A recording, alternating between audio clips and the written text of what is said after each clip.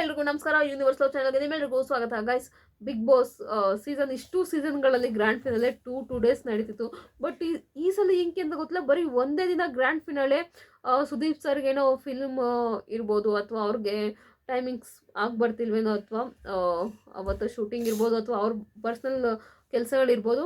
ಅದೇ ರೀತಿ ಇಲ್ಲಿ ಈಗ ಪ್ರೊಡ್ಯೂಸರ್ ಬಿಗ್ ಬಾಸ್ ಏನು ನಡೆಸ್ತಿರಲಿಲ್ಲ, ಅವ್ರಗಳ ಪ್ರಾಬ್ಲಮ್ಮು ಇರ್ಬೋದು. ಈಗ ಸುದೀಪ್ ಸರ್ ಒಬ್ಬರನ್ನೇ ದೂರಕ್ಕಾಗೋದಿಲ್ಲ.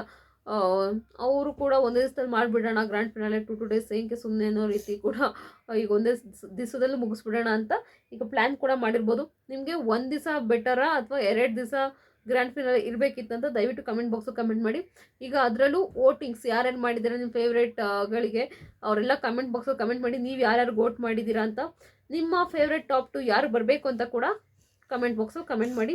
ಈಗ ಯಾರ್ಯಾರಿಗೆ ಎಷ್ಟೆಷ್ಟು ವೋಟ್ ಬಿದ್ದಿದೆ ಅಂತ ನಾನೀಗ ಹೇಳ್ತಾ ಹೋಗ್ತೀನಿ.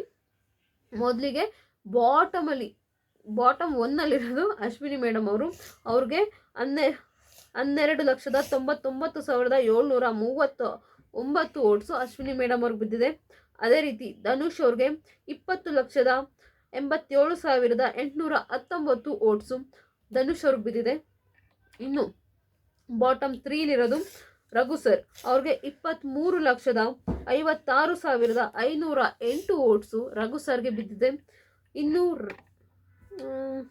ಕಾವ್ಯ ಶೈವ್ ಅವರು, ಅವ್ರಿಗೆ 33,57,315 ವೋಟು ಕಾವ್ಯ ಶೈವ್ ಅವ್ರಿಗೆ ಬಿದ್ದಿದೆ.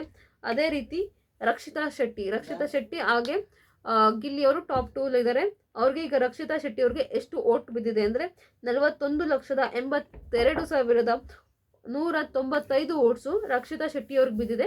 ರಿಯಲಿ ಆರ್ಟ್ಸ್ ಆಫ್ ಅಂತಲೇ ಹೇಳ್ಬೋದು. ನಿಮ್ಮ ಟೈಮ್ಸ್ ಎಲ್ಲ ಕೊಟ್ಟು ಅವ್ರಿಗೆ ನಿಮ್ಮ ಫೇವ್ರೇಟ್ಗಳಿಗೆ ಏನಂತಾರೆ ವೋಟ್ಸ್ ಮಾಡ್ತಿದ್ದೀರಲ್ಲ, ಮಾಡೋದ್ರಲ್ಲಿ ತಪ್ಪೇ ಇಲ್ಲ. ಯಾಕಂದರೆ ಅವ್ರು ನಮ್ಗಳಿಗೆ ಎಂಟರ್ಟೈನ್ಮೆಂಟ್ ಮಾಡ್ತಿದ್ದಾರೆ ಅಂದಾಗ ಅವ್ರಿಗೆ 100% ನಾವು ವೋಟ್ ಮಾಡೋದ್ರಲ್ಲಿ ತಪ್ಪೇ ಇಲ್ಲ ಅಂತ ನನಗನ್ಸುತ್ತೆ. ಸೊ ನಿಮ್ಮ ಫೇವ್ರೇಟ್ಗಳಿಗೆ ವೋಟ್ ಮಾಡಿ.